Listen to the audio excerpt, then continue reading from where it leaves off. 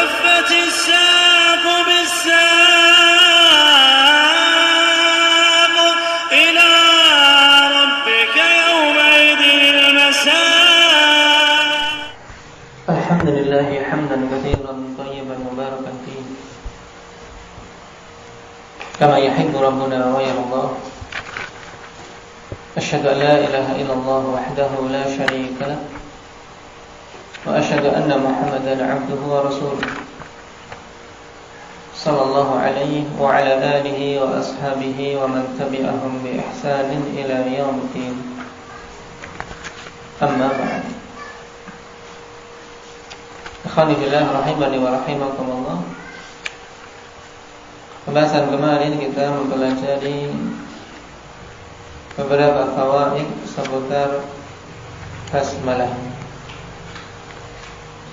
Para ulama mengawali kitab-kitab mereka dengan Bismillahirrahmanirrahim.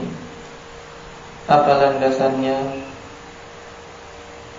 atau apa tujuannya? Indah ya Ridwan.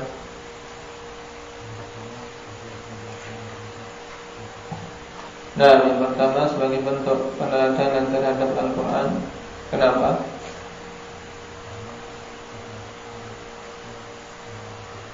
Karena Al-Quran dimulai dan pertama kali dengan Bismillahirrahmanirrahim dalam susunan mushafnya. Terus yang kedua,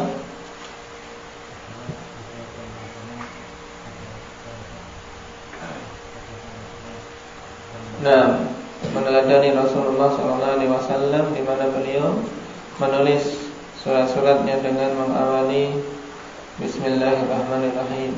Terus, nah, mengikuti para nabi sebelumnya. Buktinya,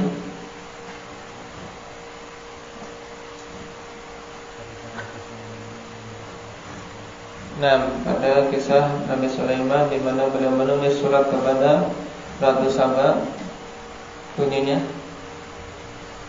Innahu min Sulaiman wa innahu bismillahirrahmanirrahim. Tayyib, pada lafaz bismillah. Nah, ba di sini maknanya apa? Syafar fil isti'anah. Siapa yang menyelisihi tentang makna ba ini?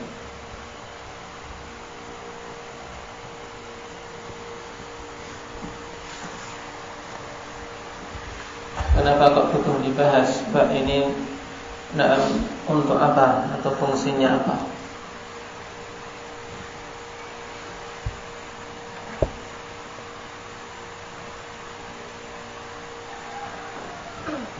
Yang menyelisih ahli sunnah dalam masalah ini siapa? Fauzan? Al-Qadariyah, kenapa?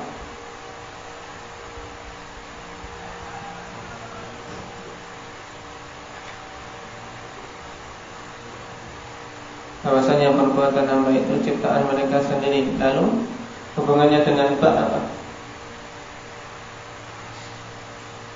Apa yang mereka yakini tentang ba ini? Ba di sini hanya sekedar lil musahadah. Karena mereka tidak mengakui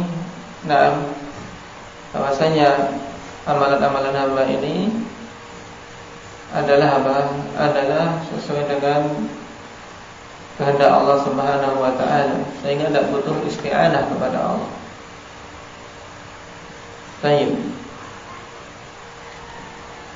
Kemudian ketika seorang mengucapkan bismillah, di sana ada sesuatu yang mahdhuf, ada sesuatu yang dihilangkan. Nah, yang mahdhuf ini ditakdirkan dengan isim atau dengan fi'il. Indah ya tadi. Dengan fi'il. Yang bagaimana? Diakhirkan atau dikedepankan? Fi'il yang diakhirkan untuk apa fungsinya?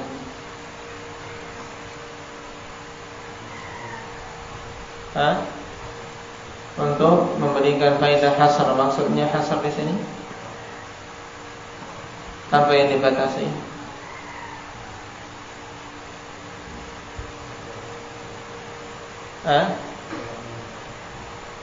Perbuatan yang dilakukan tersebut yang dibatasi adalah yaitu isti'anah dia, yaitu bahwasanya dia hanya meminta pertolongan kepada Allah Subhanahu wa taala dengan menyebut namanya untuk melakukan amalan perbuatan yang mau dia lakukan, tidak kepada yang lain, tidak minta pertolongan kepada selain Allah. Ini alasan yang pertama, liyufidal hasr. Alasan yang kedua apa?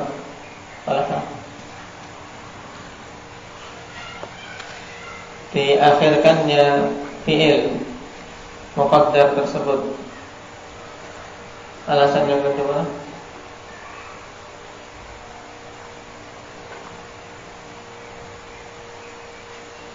kemarin disebutkan dua alasan. Yang pertama lil hasr, untuk memberikan faedah pengkhususan. Baik, sehingga maksudnya bismillahi aqra misalnya. Maksudnya yaitu la aqra'u illa bismillah. Aku tidak membaca kecuali dengan meminta pertolongan kepada Allah. Apa alasan kedua? Tabarruk. Untuk tabarruk dengan mengawali penyebutan nama Allah Subhanahu wa taala, sehingga tidak didahului oleh sesuatu apapun. Nah, ini alasan yang kedua, lit tabarruk atau tayammun, sama, agar nama Allah Subhanahu wa taala yang paling depan dan didahului dengan kata-kata selainnya. Baik. Apa makna lafzul jalalah Allah? Nafi. Allah itu maknanya apa?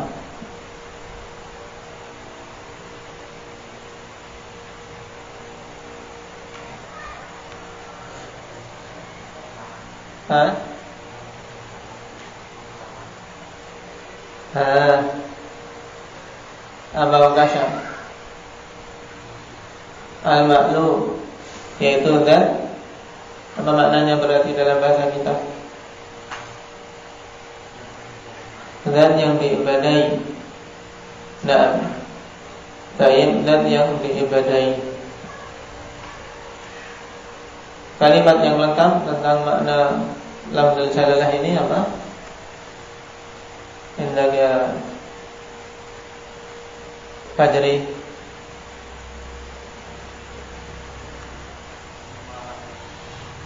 Al-Ismul A'zam ini kekhususan. Sekarang maknanya, makna lafzul jalalah Allah apa?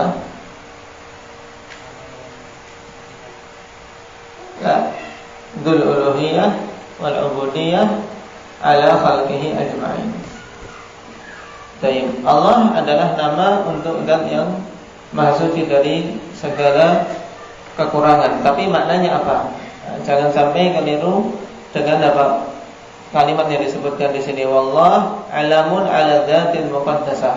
Ya, ini tentang apa? Lafaz itu adalah nama bagi zat Allah Subhanahu wa taala yang maha suci. Tapi maknanya apa? Maknanya dzul uluhiyah wal ubudiyah ala khalqihi ajma'in. Dan yang memiliki apa? Sifat uluhiyah dan ubudiyah atas semua makhluknya, yaitu maksudnya dialah satu-satunya zat yang berhak untuk diibadahi. Indah ya Muhammad. Apa perbedaan Ar-Rahman dan Ar-Rahim?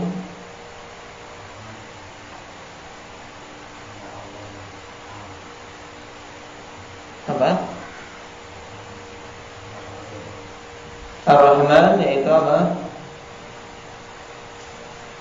Nama yang terkandung di dalamnya penetapan sifat rahmat Allah Subhanahu wa taala yang umum, mencakup semua makhluk.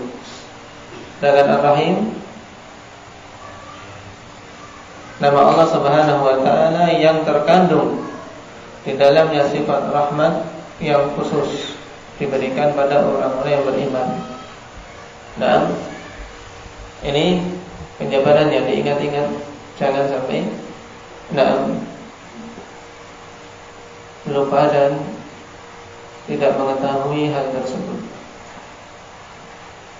Sekarang kita masuk pada perkataan Syekhul Islam Ibnu Taimiyah berikutnya. Qala rahimahullahu ta'ala, alhamdulillahilladzi arsala rasulahu bil huda wa dinil haqq liyudhhirahu 'ala ad-dini kullihi wa kafa billahi shahida. Segala puji bagi Allah Subhanahu wa ta'ala yang telah mengutus rasulnya bil huda wa dinil haqq, dengan al-huda dan dinul haqq. Ini akan dijelaskan apa makna huda dan apa makna dinul haqq. Liyudhhirahu 'ala ad-dini kullih, agar Allah Subhanahu wa ta'ala menangkan dia atas semua agama yang ada.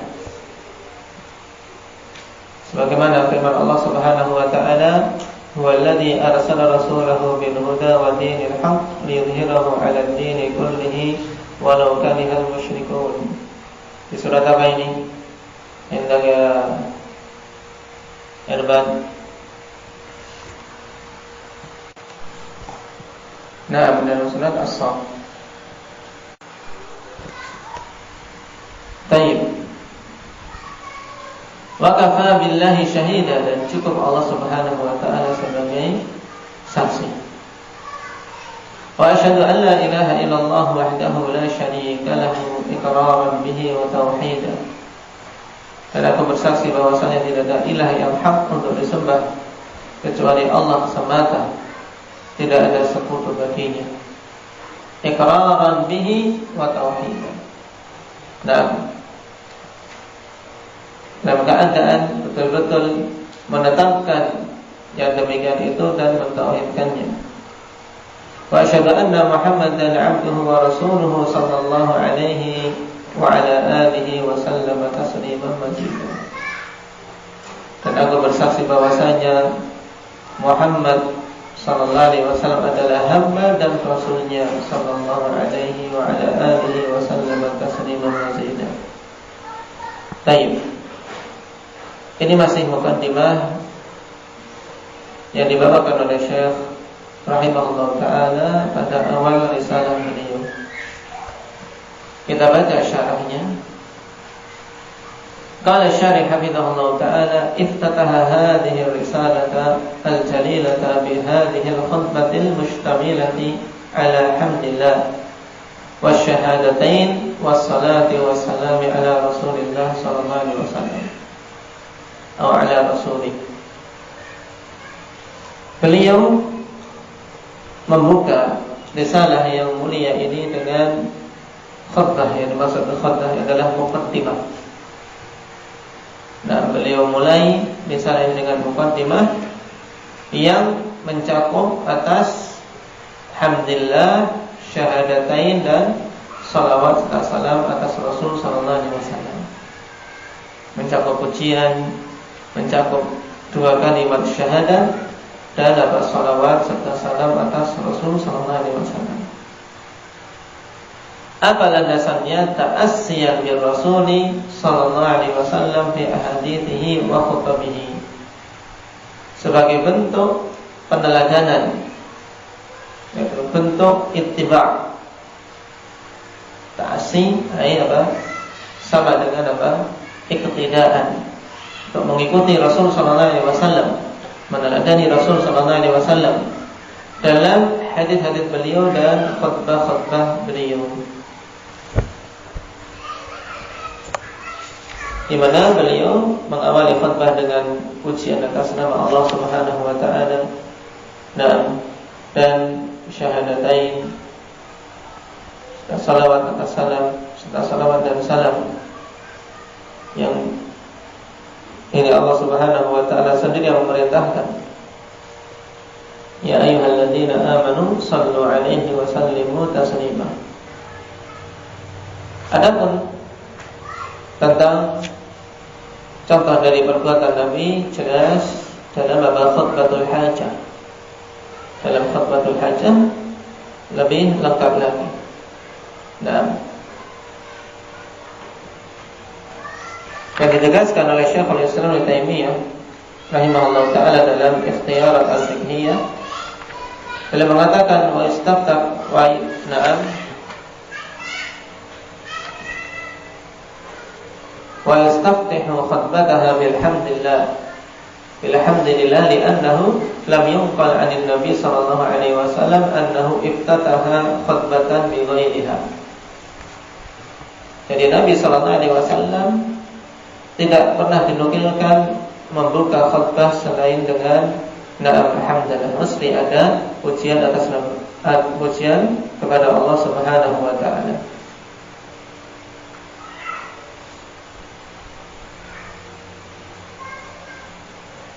Baik. Ini alasan yang pertama. Alasannya apa tadi? Yang pertama, kenapa beliau mengawali dengan hamdalah dan syahadatain? Apa alasannya? Indah Hanafi. Nah, untuk meneladani Rasulullah SAW di mana beliau mengawali hadis-hadis atau khutbah-khutbah beliau dengan hamdalah. Alasan yang kedua, wa amalan bi qaulihi sallallahu alaihi wasallam, kullu amrin dhibalin la yubda'u fihi bihamdillahi fa huwa aqta. Dan beramal dengan sabda Nabi sallallahu alaihi wasallam, setiap perkara dhibalin ai muhimmah, yaitu perkara yang memiliki nilai penting. Ini maksud amrin dhibalin. Itu semua perkara yang memiliki nilai penting. La yubda'u fihi bihamdillah fa huwa aqta. Yang tidak diawali padanya dengan hamdalah maka terputus. Maksudnya terputus dari rahmat. Hadis masyhur apabila dikeluarkan oleh Imam Abu Dawud dan yang lainnya, akan tetapi sanadnya dhaif. Nah, kedaifannya dikarenakan ada ittirab perawi apabila pada Zuhri. Dan yang rajih hadis ini mursal, dan mursal termasuk bagian dari hadis dhaif. Ini dengan lafaz bihamdillah. Nama yang rajih mursal.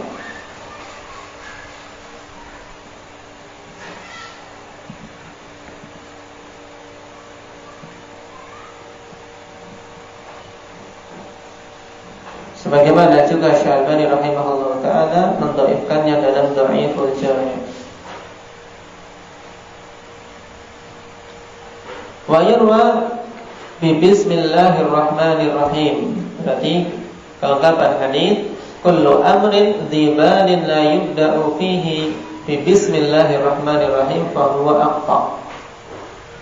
Nah, yang datang dengan lafaz bismillahirrahmanirrahim ini lebih parah kedaifannya karena dhaifun jiddan. Nah, bahkan sampai Syalbani rahimahullah ta'ala mengatakan, na'am, anna al-hadith bihadzal lafzi dhaifun jiddan fala taghtar biman hassanahu. Na'am, jangan kau tertipu terkecoh dengan orang yang menghasankannya. Karena ini adalah kekeliruan yang nyata. Fa innahu khata'un bayyin, karena itu kekeliruan yang nyata. Baik. Jadi lafaz nas yang datang tentang masalah ini untuk mengawali perkara yang memiliki nilai penting dengan hamdalah atau basmalah, dalam riwayatnya dhaif. Qala makna aqta, dan makna aqta ay ma'dumul barakah. Baik. Ini sekedar kita memahami makna hadis walaupun kita tahu bahwasanya hadisnya dhaif. Makna aqta ay ma'dumul barakah, tidak ada barakahnya. Dan apa yang dimaksud dengan barakah? Barakah itu apa? Indah ya Maulana.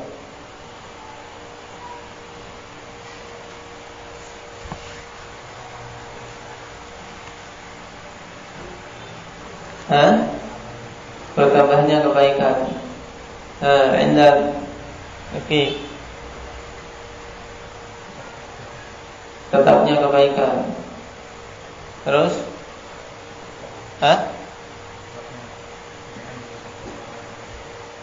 Tetapnya kebaikan pada suatu perkara dari Allah Subhanahu wa taala. Nah, jadi makna barokah tetapnya, karena diambil dari kata birkah.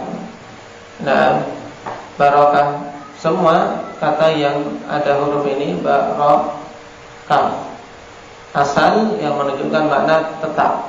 Birkah, alhamdulillah, kolam ayatnya tetap. Nah, sehingga al-barakah secara syar'i bermakna apa? Luzumul khair al-ilahi fi syai'.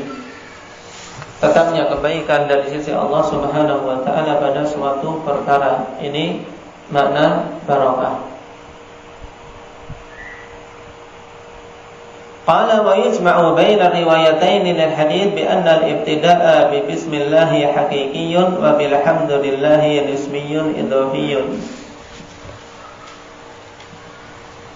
Dan digabungkan antara kedua riwayat ini dalam hadis bahwasanya mengawali dengan bismillah adalah mengawali secara hakiki, karena memang bismillah itu adalah lafaz pertama di mana suatu tulisan diawali dengannya. Sedangkan mengawali dengan alhamdulillah ini maksudnya mengawali secara nisbi idhafi. Kenapa? Karena nisbi maksudnya dia di awal, cuman tidak paling awal, sebab sudah didahului dengan alhamdulillah. Paham?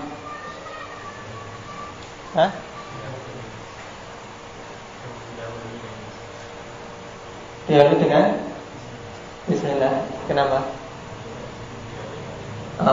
Nah, baik. Jadi alhamdulillah dikatakan di awal suatu tulisan ini adalah awal yang sifatnya nisbi idhafi. Maksudnya nisbi dikarenakan di awal tapi tidak paling awal, sebab telah didahului dengan bismillah. Dengan bismillah.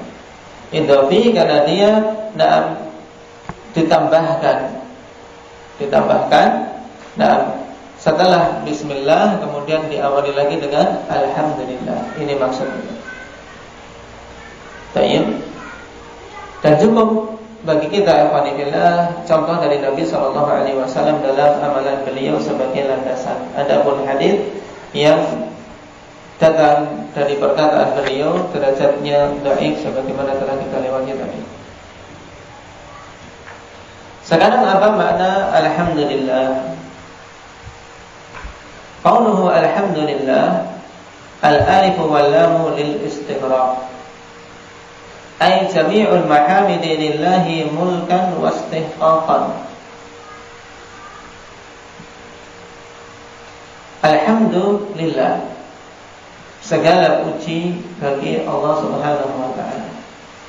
Yang antum perhatikan pada alhamdulillah, alif dan lam di situ memberikan makna istighraq, yaitu mencakup semuanya. Berarti mencakup semua bentuk pujian. Sehingga makna dari alhamdulillah adalah jami'ul mahamidi lillah. Semua puji-pujian itu hanya bagi Allah Subhanahu wa taala. Mulkan wastihqaqan, dari sisi kepemilikan dan dari sisi hak. Maksudnya apa? Memang Allah Subhanahu wa taala zat yang memiliki semua perkara-perkara yang terpuji. Dan istihqaqan, bahwasanya Allah lah satu-satunya zat yang paling berhak untuk apa? Untuk dipuji dengan pujian yang sempurna. Paham? Ana ingin antum betul-betul pahami kalimat per kalimat. Karena sebagaimana disebutkan kemarin, risalah ini ringkas tapi padat. Berarti ketika seorang mengatakan alhamdulillah, dia telah menetapkan bahwasanya pujian itu hanya milik Allah dan pujian itu hanya hak Allah Subhanahu wa taala. Paham? segala puji bagi Allah Subhanahu wa ta'ala. Oleh karena itulah kalimat ini merupakan kalimat yang sangat agung dan kalimat hamdalah. Walhamdu lughatan ats-tsana bisifatil jamilah wal af'alil hasanah. Alhamdu secara bahasa adalah pujian dengan menyebutkan sifat-sifat yang bagus dan perbuatan-perbuatan yang bagus. Ini namanya alhamdu. Ketika seorang memuji dengan menyebutkan sifat atau perbuatan yang bagus, ini dinamakan alhamdu. Wa 'urfan, dan secara 'urf yaitu fi'lun yumbi'u an ta'zimil mun'im bisababi kaunihi mun'iman wa huwa diddud dzam. Itu perbuatan yang menunjukkan atas pengagungan terhadap zat yang memberi nikmat, disebabkan karena dia itu adalah zat yang telah memberikan nikmat kepadanya. Ini secara 'urf, secara kebiasaan. Nah, fi'lun yumbi'u an ta'zimil mun'im, suatu perbuatan yang menunjukkan pengagungan terhadap zat yang memberi nikmat. Coba dari sisi 'urf ini, nah, alhamdulillah hanya terfokus pada apa? Pada satu sebab saja, yaitu karena dia memberi nikmat. Padahal alhamdulillah, nah, pujian tersebut secara mutlak milik Allah Subhanahu wa ta'ala karena dua sisi. Karena dua apa? Dua hal utama. Yang pertama, sebagaimana disebutkan di sini, karena dialah zat yang telah memberikan semua nikmat, sehingga dia pantas untuk mendapatkan pujian secara mutlak. Karena zat yang memberikan kenikmatan secara keseluruhan, dialah yang pantas untuk apa? Dipuji. Kemudian yang kedua, karena dialah zat yang memiliki semua sifat-sifat kesempurnaan. Dan zat yang sifatnya seperti ini, dia berhak untuk mendapatkan pujian secara mutlak. Paham? Ini diingat-ingat. Jadi Allah Subhanahu wa ta'ala terpuji karena dua sisi ini. Bukan hanya dari sisi karena dia zat yang memberi nikmat, tapi dari dua sisi. Karena dia adalah zat yang memiliki semua sifat-sifat kesempurnaan, dan sisi lain karena dialah zat yang telah memberikan semua nikmat kepada hamba-hamba. Wa huwa diddud dzam, dan itu lawan dari apa? Celaan. Ini kalau makna secara 'urf. Makna secara 'urf yaitu kebiasaan manusia ketika mengungkapkan kata alhamdulillah. Adapun secara istilah, alhamdulillah, nah, di antara yang paling bagus memberikan pengertian secara istilah, Ibnu Qayyim rahimahullah ta'ala, bahwasanya alhamdu adalah dzikru mahasinil mahmud ma'a mahabbatihi wa ta'zimihi wa ijlalihi. Ini pengertian alhamdu. Dzikru mahasinil mahmud, yaitu menyebutkan kebaikan-kebaikan zat yang dipuji, ma'a mahabbatihi wa ta'zimihi, bersamaan dengan kecintaan kepadanya dan pengagungan terhadapnya, wa ijlalihi, dan pemuliaan terhadapnya. Ini pengertian apa tadi? Amin. Alhamdulillah apa?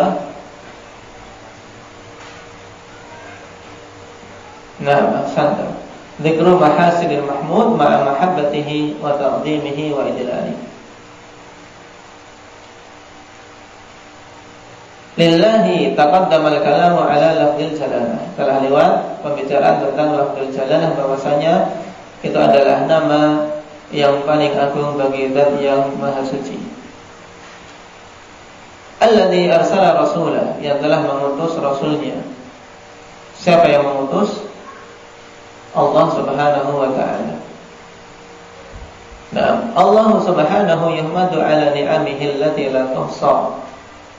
Allah Subhanahu wa taala dipuji atas nikmat-nikmatnya yang tidak mungkin bisa dihitung. Dalilnya apa? Hendak ya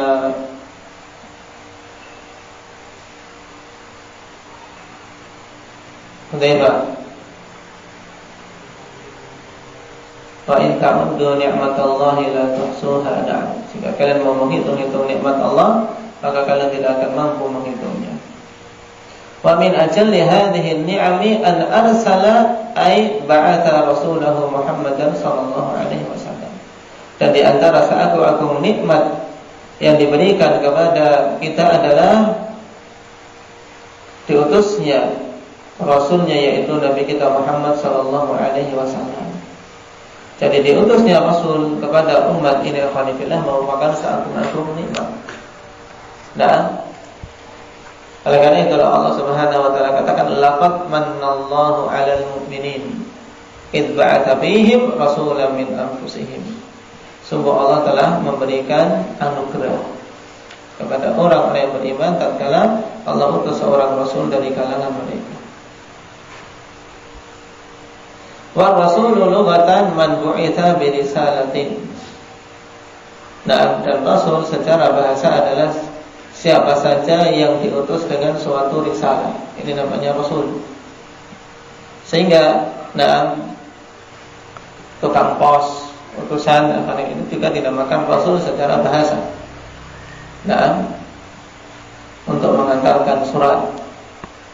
Adapun wa syar'an secara syar'i, huwa insanun dzakarun uhiya ilaihi bi syar'in wa umira bi tablighi.